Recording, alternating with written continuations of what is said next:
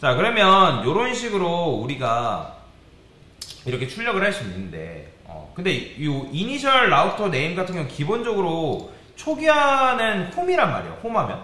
근데 이거 홈하면 나오는 것까지는 이해를 하는데 어느 세월에 여기다 홈 썼다가 디테일 썼다가 이렇게 작업하고 있어요. 그렇죠?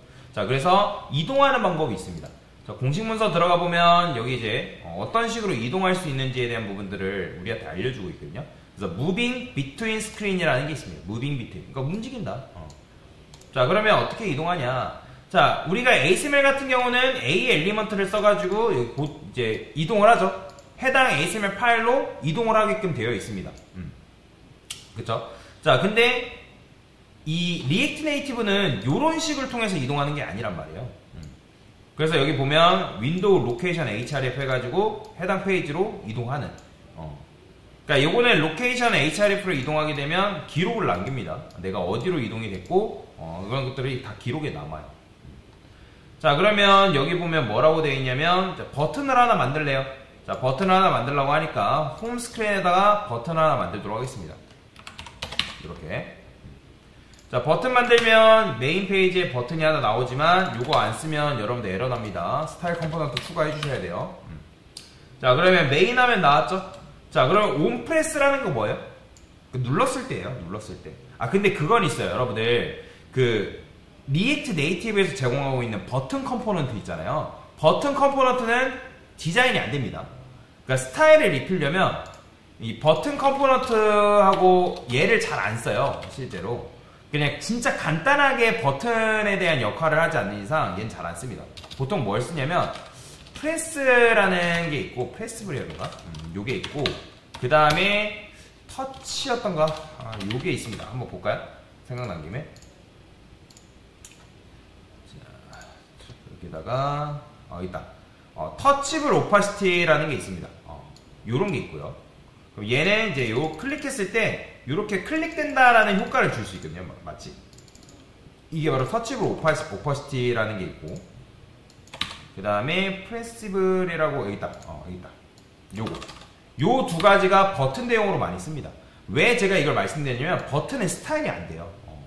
우리가 텍스트를 뭔가 디자인하거나 뭔가 하거나 할 수가 없습니다. 기본 디자인도 굉장히 구려요. 그러니까 진짜 단순하게 디자인을 하는 거 아닌 이상 보통 얘를 많이 씁니다. 프레시블이랑 터치블 오파시티 쓴다는 거. 그래서 궁금하신 분들은 이런 거 한번 찾아가지고 얘네들 내용 한번 살펴보시면 되겠죠. 이런 게 있다라는 거. 자, 그걸 지금 제가 설명드리려 했던 건 아니고, 자, 지금 여기 보면 온 프레스 한 다음에 내비게이션, 내비게이트 한 다음에 디테일스라는 게 있죠. 자, 요거는 여러분들 요 이름은 어디서 가져온 거냐면 여러분들이 스택 스크린 했을 때 정해놓은 네임 있죠.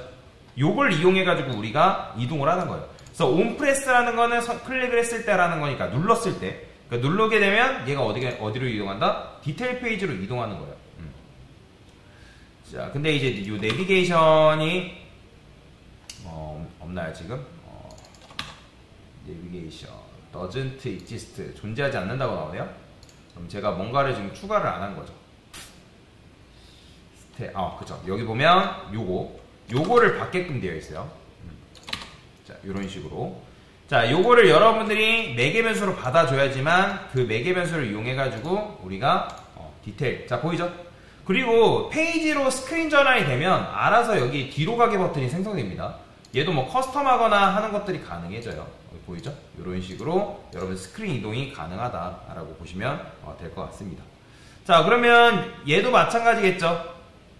자, 얘도 여기다 이렇게 써주시고요. 자, 버튼 한번 또 추가를 해볼게요. 자, 얘는 고홈이라 씁시다. 그냥 홈으로 이동. 홈으로 이동. 한글로 씁시다. 얘는 상세 페이지 이동.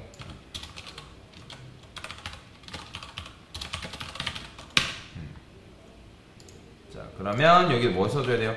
당연히 홈 써줘야죠. 자, 그러면 홈으로 이동 나왔죠? 클릭하면 홈으로 이동하는 거고, 상세 페이지 이동 누르면 상세 페이지 이동되는 거고.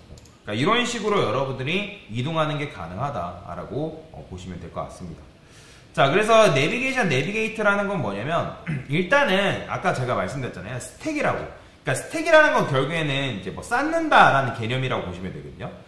이 내비게이션이 일단 쌓아요. 쌓는다라는 건 무슨 말이냐면 우리가 페이지를 전환할 때마다 어떤 페이지 뭐 이런 식으로 나눠질 거 아니에요. 예를 들어서 뭐 홈이라는 페이지가 있을 거고, 뭐 디테일스라는 페이지도 있을 수도 있고, 뭐 리스트라는 페이지도 있을 수도 있고, 마이 페이지라는 페이지도 여러분들이 있을 수 있단 말이에요. 그러면 예를 들어서 여러분들이 홈이라는 페이지에 있다가 뭐 디테일스라는 페이지에 이동할 수도 있는 거고, 그 다음에 리스트라는 페이지로도 이동할 수 있겠죠? 그러면 얘가 다 스택에 쌓이기 때문에 히스토리에 남습니다. 그래서 여러분들이 리스트인 페이지에서 뒤로 가기 버튼 누르면 디테일스로 이동되는 거고, 디테일스에서 뒤로 가게 하게 되면 홈으로 이동되고, 그런 식으로 이동이 가능해요.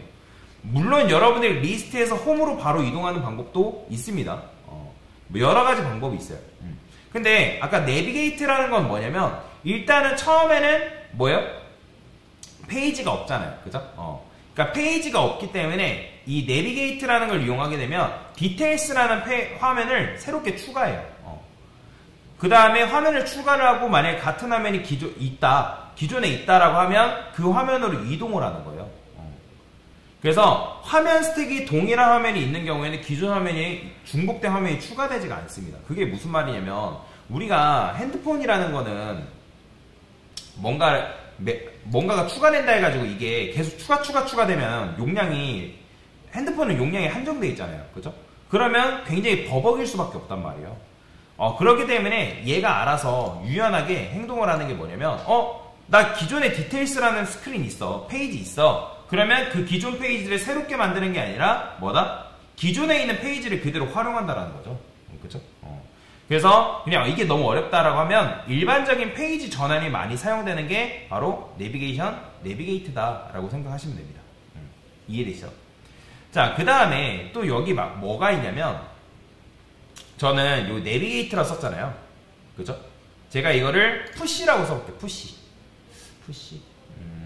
그래요. 푸시라 써볼게요. 버튼을 하나 더 만들고, 상세 페이지로 이동해가지고 푸시라 쓰게. 푸시라는 게 있어요. 그 다음에 디테일스. 자, 이런 식으로 쓰면 어떻게 될까요? 자, 지금 보면 홈으로 이동 누르면 홈 화면 이동되고, 상세 페이지 이동하면 이렇게 나오잖아요. 근데 여기서 여러분들 푸시라 쓰는 순간 어떻게 되냐면 상세 페이지로 계속 이동이 가능해요. 이렇게. 즉 얘는 동일한 화면을 여러분들이 스택에 추가하고자 할 때 사용한다는 이제 문법이라고 보시면 되거든요. 자, 이렇게 하게 되면 지금 여러분들이 디테일을 누를 때마다 얘가 계속 쌓이는 거예요. 페이지가. 그러니까 누를 때마다. 그러니까 얘는 아까도 말씀드렸지만 내비게이트는 뭐예요? 얘는 중복을 생성하지 않습니다. 근데 푸시는 뭐냐면 기존 페이지가 있다 하더라도 중복을 생성시킨다라고 보시면 됩니다. 이게 이제 푸시랑 내비게이트의 차이예요. 자, 그렇게 되면 여러분들이 지금 요거를 뒤로 가기 하게 되면 이런 식으로, 왜냐면 계속 쌓여있기 때문에 그래요. 제가 여러 번 눌렀으니까. 그러니까 현재 화면과 동일한 화면이 있다 하더라도 계속 그게 추가가 된다라고 보시면 돼요. 그래서 사용자가 같은 화면에서 데이터를 다르게 본다, 또는 여러 단계를 뭐 이동해야 된다라고 하는 경우에도 뭐 쓰긴 하지만, 상황에 맞게 적절하게 여러분들이 내비게이트하고 뭐 푸시를 사용을 하시면 되겠다라고 보시면 될 것 같습니다. 자, 그 다음에 이제 마지막으로 여러분들이 이제 스크린을 쓰다 보면 여기에는 또 뭐가 있냐면 유즈 내비게이트라는 게 있습니다. 밑으로 쭉 내려볼까요? 유즈 어딨냐? 안 나오네? 유즈라고 검색해볼게요. 여기 있다. 자, 유즈 내비게이션이라는 게 있습니다. 그러니까 이걸 리액트 훅, 그러니까 내비게이션 훅이라고 보시면 되거든요. 자, 그러면 이렇게 쓴다고 되어 있습니다. 유즈 내비게이션. 자, 얘는 뭐냐면 그냥 요거랑 똑같은 거예요. 이 내비게이션.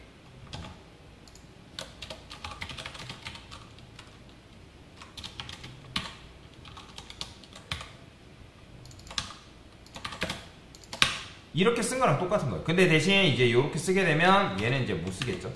얘는 안 써요. 그러니까 이렇게 쓰는 거랑 여러분들이 중괄호 열어가지고 이렇게 매개변수로 받아가지고 쓰는 것과는 완전히 똑같은 문법입니다.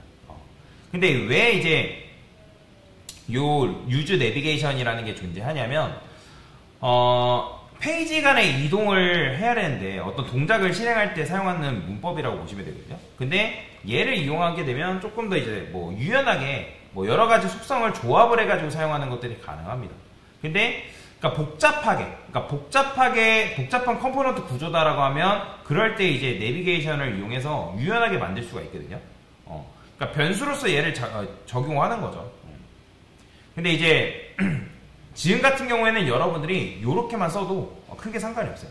근데 얘는 복잡한 구조인 경우에만 필요하다라고 보시면 돼요. 복잡한 구조일 때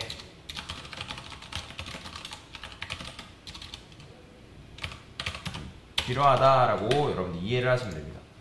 자, 그래서 보면 뭐 이렇게 되어 있어요. 유즈 내비게이션 어떻게 쓰냐. 그러면 이제 뭐 이런 식으로 쓴다. 뭐 아주 짧은 설명인데, 근데 이제 어쨌든 굳이 필요 없으면 그냥 여러분들이 이렇게 써도 상관이 없습니다. 네. 됐습니다. 그래서 지금 내비게이트에 대해서 설명을 드린 거죠.